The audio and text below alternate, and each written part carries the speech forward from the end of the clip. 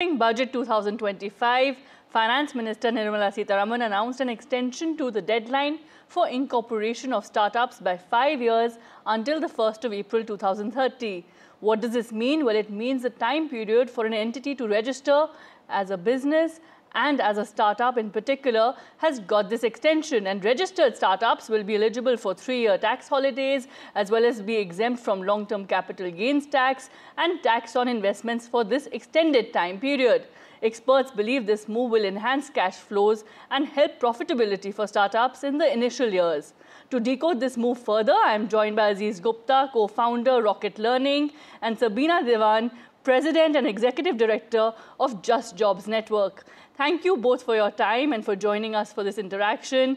Azeez Gupta, funding and incorporation concerns for startups clearly addressed in this budget then, and a big boost for the entire ecosystem. Absolutely. When Startup India started, this particular measure was probably the most tangible part of it, and it's a great move by the government to extend it by another 5 years. In any case, there's a lot of pressure on startups now to move towards profitability. So there is actually a real chance that startups will hit that in the first 10 years, and having that tax holiday for 3 years is helpful. But I think even more so, providing the other benefits in terms of lesser compliance in the first few years, the angel tax measures to encourage investment in the early years, those are, in my mind, probably even more critical than the tax holiday, because they encourage investments and reduce compliance burden on startups. Right, reducing compliance burden, Sabina. The biggest concerns for startups have been addressed in a sense, like Azeez was mentioning, but many still feel if they need to pay GST for their startups or their businesses on predicted revenue, it remains a key challenge. Well, I think that the first thing we have to recognize is that the country is facing an enormous jobs crisis, and we've played this game before. We've given corporate tax breaks before. We want to foster a culture of innovation, but is the tax system for startups and the break that we're giving the startups the best way to do that? I think if we want to revive investment and we want to revive consumption, the best way to do that is to actually focus on job creation. Startups are a very small share of the ecosystem, right? There are only about 1.6 lakh startups, 40% of which are tech, and that only create about 17 lakh jobs. That's a drop in the bucket. We need to look at other job creation measures. But I agree, if we want to foster innovation, we need to support startups with other non-tax related compliance by reducing non-tax related and non-labor related compliances. Absolutely. Azeez Gupta, your thoughts then on, of course, this challenge really that many feel that, look, we still need to pay our GST on predicted revenue, and this remains a challenge for even startups that want to expand further.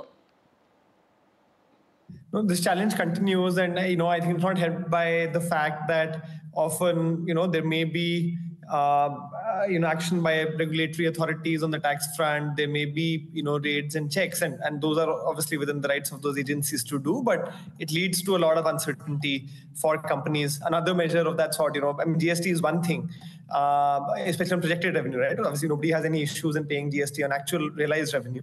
I think the other issue is in terms of angel tax, and the government has done a great job clarifying that in the future, but companies from the last few years are still in that mess. They're still receiving notices, responding to notices. And as a startup, we don't have that level of secretarial and compliance support. So if founders are spending half their time responding to notices or having their assets sort of frozen until the issue is solved, that becomes hard.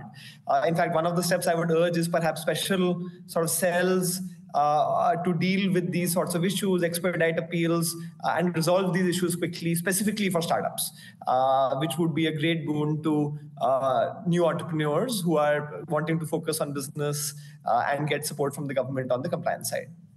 Right, Sabina. So how do you think we can simplify the mechanism even further, in particular for MSMEs and women entrepreneurs?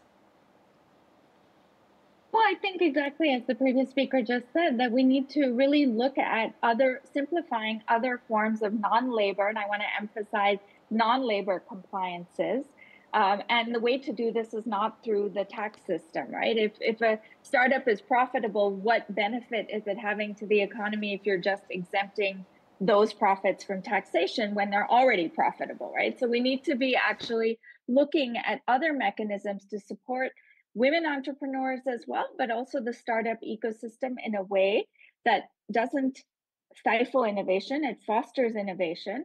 But really, I think the way that we revive investment and economic growth, and economic growth is slowing, the way that we revive those is through really putting money in the hands of workers, which involves an entirely different set of policy priorities than what we're seeing right now. Right. Azeez Gupta, do you agree? A stable policy framework will help startups to scale, create jobs, and that's where we seem to be heading now? I think so. Overall, yes. I think predictability is the most important thing, right? Whether it's for individual angel investors, domestic HNIs, or foreign funds, right? And I think that's where sort of there's been a little bit of a struggle in the past.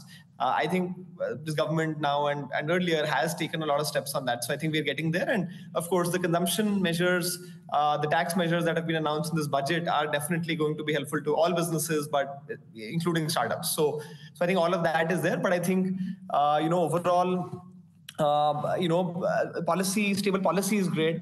I think a focus on stable implementation of that policy by all arms of the government. That is going to be important, and that will require people who are sort of knowledgeable on that, are taking inputs from startups. And one of the biggest steps this government has done, honestly, is that in the first 3 years, all startups have noticed, there are no visits by different tax authorities, etc. Relatively, compliance. I mean, people are not trying to find out mistakes in the first 3 years, and that starts after 3 years. I think that's been a big boon, and similar measures need to continue. And even for startups in year 4 to 10, if there can be specific support, that would be really commendable. Right. Lastly, Sabina, to you, do you agree not just about a stable policy framework, but also about stable implementation?